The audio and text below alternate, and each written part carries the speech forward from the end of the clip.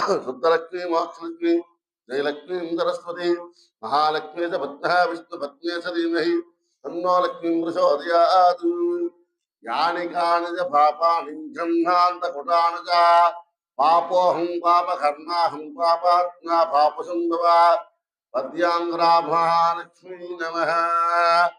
ओम श्री आनंद कर्पूर सहित नीलांबर मंत्र पुष्पं समर्पयामि।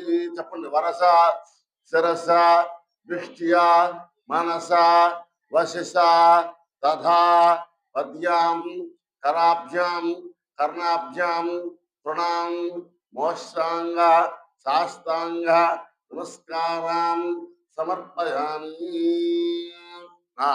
अखंड देवतानुग्रह